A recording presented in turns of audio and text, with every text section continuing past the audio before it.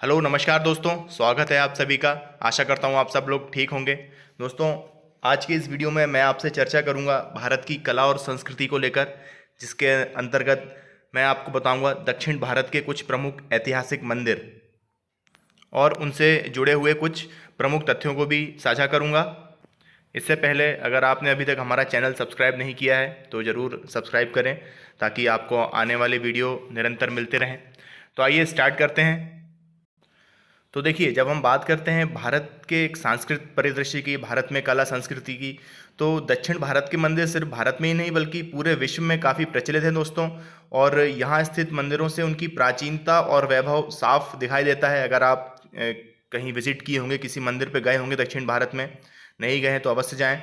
इसके अलावा भारत को एक समृद्ध सांस्कृतिक देश के रूप में भी पहचान दिलाते हैं ये मंदिर।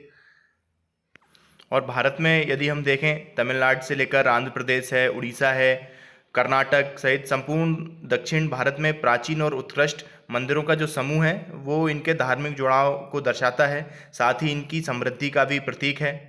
और ऑल ओवर देखा जाए तो तमिलनाडु अकेले में ही छोटे बड़े मंदिर मिला के करीब 33,000 मंदिर हैं। इनमें से कई मंदिरों को यूनेस्को द्वारा वर्ल्ड हेरिटेज साइट का दर्जा भी प्राप्त है। कुछ हैं जिनको दर्जा तो प्राप्त नहीं है, लेकिन फिर भी उनकी गिनती अच्छे मंदिरों में होती है, भव्य मंदिरों में होती है। तो चलिए देखते हैं कौन से हैं ये मंदिर। सबसे पहले देखते हैं दोस्तों तिरुपति बालाजी मंदिर। आंध्र प्रदेश के चित्तूर जिले में स्थित ये मंदिर सिर्फ दक्षिण भारत में ही नहीं बल्कि संपूर्ण भारत में सबसे प्रसिद्ध तीर्थ स्थलों में से एक है। आप सबने जरूर नाम सुना होगा तिरुपति बालाजी मंदिर का। यहाँ स्वामी वेंकटेश्वर भगवान है, जो कि भगवान विष्णु के ही अवतार माने जाते हैं, उनका मंदिर है। 7 पहाड़ियाँ हैं वहाँ पर, 7वीं पहाड़ी पर स्थित है ये मंदिर और बहुत प्रसिद्ध है। इसमें यहाँ करीब 50,000 जो भक्त हैं वो डेली यहाँ पर आते हैं। विशाल भंडारा भी होता है। आप में से कई दोस्त गए भी होंगे। यहाँ आप देख सकते हैं, ये चित्र है बालाजी मंदिर का। आगे देखते हैं। अभी यहाँ एक चीज़ और बता दूँ आपको कि बालाजी जो मंदिर है ये पल्लव साम्राज्य रहा है, उनके कुछ राजाओं द्वारा बनवाया गया है इसमें। और फिर उसके बाद इसका पुनरुद्धार चोल वंश में भी हुआ है। और सबसे अंतिम जो विजयनगर साम्राज्य हम देखते हैं तो उनके राजाओं द्वारा भी इसमें कार्य किए गए हैं। आगे देखते हैं। अगला है श्री रंगनाथ स्वामी मंदिर, श्रीरंगम, तिरुचिरापल्ली, तमिलनाडु में स्थित है। हिंदू भगवान रंगनाथम। देखिए दक्षिण भारत में जब हम देखते हैं तो आपको अधिकतर मंदिर जो है या फिर शैव समुदाय के भगवान शिव को समर्पित मिलते हैं या फिर वैष्णव समुदाय से भगवान विष्णु को समर्पित मिलते हैं। वहीं हम यदि उत्तर भारत में जाते हैं तो आपको जो है अधिकतर मंदिर मिलेंगे जो शक्ति रूप है, जो देवी है दुर्गा जी का शक्ति रूप के अधिक मंदिर मिलते हैं। तो दक्षिण भारत में अधिकतर हमें विष्णु और शिव जी को समर्पित मंदिर ही मिलेंगे। उसी प्रकार रंगनाथ स्वामी जो मंदिर है वो भी भगवान विष्णु को समर्पित है, जिसमें भगवान विष्णु रंगनाथम भगवान के अवतार में है। तिरुचिरापल्ली बहुत ही खूबसूरत शहर है, उसके श्रीरंगम द्वीप में है। देखिए कावेरी नदी के किनारे बसा हुआ एक द्वीप टाइप है ये श्रीरंगम, वहाँ पर यह मंदिर स्थित है। और इसका निर्माण भी जो प्रारंभिक चोल रहे हैं, चोल डायनेस्टी के जो प्रारंभिक राजा रहे हैं उन्होंने किया है। उसके बाद में फिर मध्यकाल के चोल और उसके बाद में कुछ पांड्य राजाओं ने और अंतिम में फिर विजयनगर साम्राज्य के राजाओं ने भी इसमें कार्य करवाए हैं। तो यह है श्री रंगनाथम स्वामी मंदिर, आप जरूर याद रखिएगा। आगे देखते हैं। अगला है दोस्तों मीनाक्षी अम्मम मंदिर या फिर मीनाक्षी मंदिर भी कहते हैं इसको।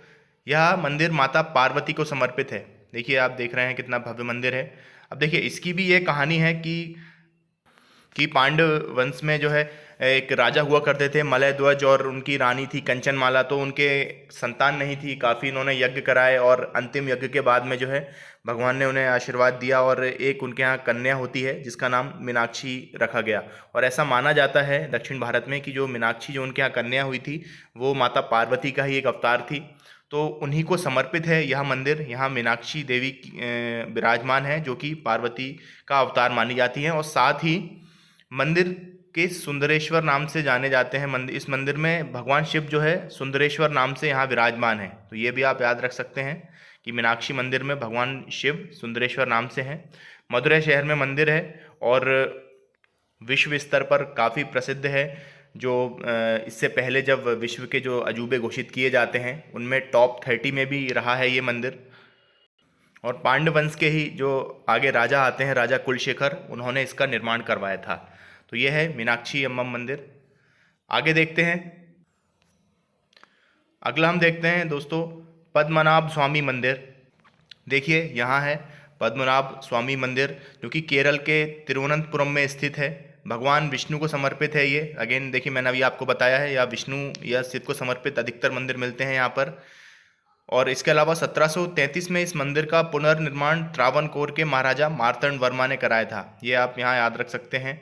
और बहुत ही प्रसिद्ध मंदिर है, भारत के सबसे अमीर मंदिरों में से एक है। अभी पिछले कुछ दिनों चर्चा में रहा है, जब इसकी गर्भगृह खोले गए हैं उनमें से जो धन निकला है। तो इस प्रकार दक्षिण भारत के प्रमुख मंदिरों में से एक है। मंदिर के गर्भगृह में भगवान विष्णु शेषनाग पर शयन मुद्रा में विराजमान है। ठीक है, चलिए आगे देखते हैं। अगला है दोस्तों नटराजा या नटराज मंदिर, चिदम्बरम, तमिलनाडु। देखिए ये मंदिर जो है राजेंद्र चोल, जो चोल साम्राज्य के महान राजा थे, राजेंद्र चोल, उन्होंने बनवाया था। तमिलनाडु के चिदम्बरम शहर में स्थित यह मंदिर है और इसमें भगवान शिव की जो है नृत्य करती हुई नटराज रूप में जो मूर्ति है उसको समर्पित है ये। और इसमें देखिए मुख्य क्या है, इसकी मुख्य बात यह है कि इसका जो सभागृह है वो 1000 से अधिक स्तंभों पर टिका हुआ है। देखिए मंदिर में, दक्षिण भारत के मंदिरों में जो हमारा द्रविड़ आर्किटेक्चर होता है उसकी एक विशेष एक रूपरेखा होती है उसकी। मैं भी आपको आगे बताऊंगा कि ये सभागृह क्या होता है, गोपुरम क्या होते हैं। तो अभी आप ये समझिए कि सभागृह 1000 खंबे, ये यहाँ आपको दिख रहा है, इस प्रकार के 1000 खंबे हैं इस मंदिर में, जिसमें इसका पूरा सभागृह टिका हुआ है। तो ये नटराज मंदिर चिदम्बरम तमिलनाडु में आप याद रख सकते हैं। आगे देखते हैं। अगला आता है दोस्तों बृहदेश्वर मंदिर, बहुत ही प्रसिद्ध है और अगर एग्जाम के पॉइंट ऑफ व्यू से देखें तो कई बार पूछा भी गया है। बृहदेश्वर मंदिर, ये मंदिर तमिलनाडु के तंजौर में स्थित है, या तंजावुर भी अब कहते हैं उसको। भगवान शिव को समर्पित है। अब इस मंदिर की खास बात क्या है? मंदिर की खास बात है कि इस मंदिर का निर्माण ग्रेनाइट पत्थर से किया गया है। देखिए ये मंदिर है, ये ग्रेनाइट पत्थरों से इसको बनाया गया है। लेकिन यहाँ एक मुख्य बात यह है कि इस क्षेत्र में जहाँ ये बना है तंजावुर में, इस क्षेत्र के आसपास सैकड़ों किलोमीटर तक ग्रेनाइट पत्थर मिलता ही नहीं है। तो देखिए बहुत दूर से पत्थर लाकर फिर इस मंदिर को बनाया गया है। तो इसलिए ऐसा भी कहा जाता है कि ये एक चमत्कारी मंदिर है। और इसकी सबसे मुख्य बात कि ये यूनेस्को की विश्व विरासत सूची में भी शामिल है। ये बहुत इंपॉर्टेंट है। ठीक है, ये आप यहाँ मंदिर देख रहे हैं, ये मंडप है, ये शिखर है। अभी बताता हूँ आपको आगे मैं। इस मंदिर को राजराज प्रथम ने बनवाया था। लगभग 10वीं शताब्दी की बात है, 1010 ईसा में। ये आपको याद रखना है, राजराज प्रथम एक महान राजा थे।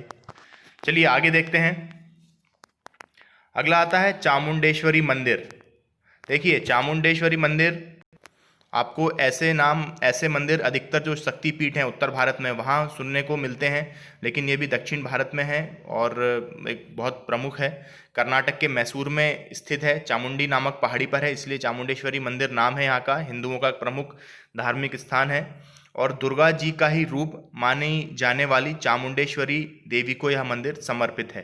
तो कर्नाटक में मैसूर में है ये मंदिर, आप याद रख सकते हैं, प्रमुख मंदिरों में से एक है। आगे देखते हैं। यहाँ एक बात और बता दूं इस मंदिर के बारे में कि मंदिर का निर्माण होयसल वंशों द्वारा करवाया गया है। होयसल जो साम्राज्य था कर्नाटक में, उसके द्वारा इस मंदिर का निर्माण कराया गया है। चलिए आगे बढ़ते हैं। आगे हम देखते हैं त्यागराज स्वामी मंदिर। देखिए त्यागराज स्वामी मंदिर भी जो है तमिलनाडु में स्थित है, तमिलनाडु के तिरुवारूर में स्थित है। भगवान शिव को समर्पित है यह मंदिर, जहाँ भगवान शिव का सोम स्कंदर अवतार है। ये आप यहाँ याद रख सकते हैं, सोम स्कंदर। इसके अलावा एक महत्वपूर्ण बिंदु यह भी है कि इसे दक्षिण का कैलाश कहा जाता है। जो कैलाश मानसरोवर है उसकी संज्ञा दी गई है, इसे दक्षिण का कैलाश कहा जाता है त्यागराज स्वामी मंदिर को। चलिए आगे देखते हैं। अगला है दोस्तों अन्नामलाई मंदिर। या फिर अन्नामलयार भी कहते हैं। आप देख रहे हैं यहाँ पर कितना भव्य मंदिर है। तमिलनाडु में स्थित है। तमिलनाडु के तिरुवन्नामलाई जिले में भगवान शिव को समर्पित यह एक अनूठा मंदिर है। अन्नामलाई पर्वत की तराई पे देखिए, अन्नामलाई जो पर्वत हैं, जो अनैमुदी आप पढ़ते हैं कई बार जनरल नॉलेज में, सबसे ऊंची चोटी है दक्षिण भारत की, उस पर्वत की जो तराई है, जो निचला क्षेत्र है, वहाँ पर स्थित है यह मंदिर। और अनैमलार भी कहते हैं। इसके अलावा अरुणाचलेश्वर शिव मंदिर भी कहा जाता है। कई बार ऐसा भी पूछा जा सकता है आपसे, अरुणाचलेश्वर शिव मंदिर कहाँ स्थित है, तो ये अन्नामलाई मंदिर ही है। इसका निर्माण चोल शासकों ने कराया, जो फिर आगे आते गए वंश, उन्होंने भी कुछ कुछ कार्य कराया। उसमें संगम वंश ने भी इसके पुनरुद्धार में काफ़ी अहम भूमिका निभाई है। तो ये अन्नामलाई मंदिर है, आप इसको याद रख सकते हैं, बहुत ही इम्पोर्टेंट है। अगला देखते हैं। अगला है विट्ठल मंदिर, जो कि कर्नाटक के हम्पी में है। दोस्तों, ये जो कर्नाटक के हम्पी के जो स्मारक हैं, जो कि बहुत प्रसिद्ध हैं विश्व में, उन स्मारक का ही एक्चुअली एक भाग है ये जो मंदिर है, आप यहाँ देख सकते हैं। भगवान विष्णु को समर्पित है विट्ठल मंदिर है। और राजा देवार्य जो वहाँ पर थे उस समय पर, जो शासक थे, उन्होंने इसका निर्माण कराया था। इसका मुख्य आकर्षण क्या है, देखिए यहाँ पर क्या है, इस मंदिर में 56 स्तंभ हैं। अब इन स्तंभों में से एक संगीत की एक धुन सुनाई देती है। मतलब ये अगर आप इसमें अंदर जाएंगे, स्तंभों में से एक जैसी ही धुन सुनाई पड़ती है। तो एक तरह से अजूबा मान सकते हैं इसको। अभी तक पता नहीं लगा है कि कैसे सभी स्तंभों में से एक जैसी धुन आती है। तो यहाँ हमने देखा विट्ठल मंदिर। अब देखिए, यहाँ आपको मंदिर के कुछ भागों के बारे में बताता हूँ। जो हमारा द्रविड़ स्थापत्य है उसके बारे में देखिए कि मंदिर की आप देख रहे हैं आकृति। यहाँ पर जो सबसे ऊपर कलश रहता है, यहाँ थोड़ा दिख नहीं रहा है, लेकिन जो सबसे ऊपर जिसमें ये झंडा लगा हुआ है, जो सबसे ऊपर जो रखा हुआ है, इसे कलश कहते हैं। और जिस पर ये कलश रखा हुआ होता है, इसे अमाल का या अमल का कहते हैं। ये भी बहुत एक इम्पॉर्टेंट भाग होता है द्रविड़ स्थापत्य का। इसके अलावा ये गर्भगृह के ऊपर की जो आकृति होती है शिखर नुमा, उसको शिखर कहते हैं। ये आप नीचे देख रहे हैं गर्भगृह, जहाँ मूल प्रतिमा स्थापित रहती है। इसके अलावा गर्भगृह के से सामने जो पहले जो सभा स्थल रहता है, सभागार रहता है, उसके ऊपर की आकृति को मंडपम कहते हैं।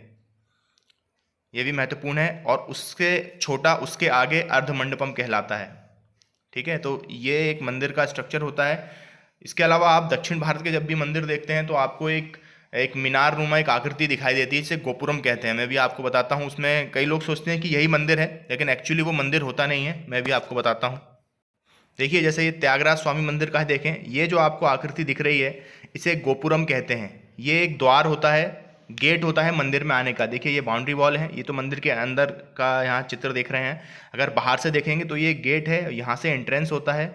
और इसके अलावा फिर इसके बाद पूरा मंदिर होता है। मैं मीनाक्षी मंदिर में आपको दिखाता हूँ। ये देखिए, ये आपको दिख रहा है यहाँ गोपुरम, ये एंट्रेंस होता है। इसके बाद अंदर आने के बाद में ये मंदिर प्रांगण होता है और यहीं मंदिर होते हैं। देखिए, सबसे अच्छी तरीके से आपको यहाँ समझ में आएगा। ये आप अन्नामलाई मंदिर देख रहे हैं, इसमें देखिए 4 ये गोपुरम है, 4 द्वार हैं। एक ये है, एक ये है, एक यहाँ से, और एक ये 4 जो आकृतियाँ हैं, ये 4 इन्हें गोपुरम कहते हैं। बहुत फेमस है द्रविड़ स्थापत्य में ये। और आपको साउथ के लगभग हर मंदिर में गोपुरम देखने को मिलेगा। ये गोपुरम है, यहाँ से मंदिर के अंदर जाते हैं। फिर ये अंदर देखिए, ये मंदिर बना हुआ है, ये मंदिर का प्रांगण है। तो इस प्रकार आप यहाँ समझ सकते हैं गोपुरम क्या होते हैं। और जो शेष आकृतियाँ होती हैं, शिखर, कलश और अमालक वगैरह, वो मैंने आपको समझा दी है। तो दोस्तों, मैंने यहाँ आपको अभी दक्षिण भारत के 10 प्रमुख मंदिर बताए हैं, और जो कि बहुत महत्वपूर्ण हैं। और आपको एक भारतीय होने के नाते भी इनके बारे में जानकारी होनी चाहिए। अगर आप कहीं किसी मंदिर में अभी तक गए हैं, यहाँ विजिट किए हैं, तो बहुत अच्छी बात है। और नहीं गए हैं तो अवश्य जाकर देखें, अपनी संस्कृति को जानें। तो आज के लिए इतना ही। जल्दी मिलेंगे अगली वीडियो में। धन्यवाद। जय हिंद।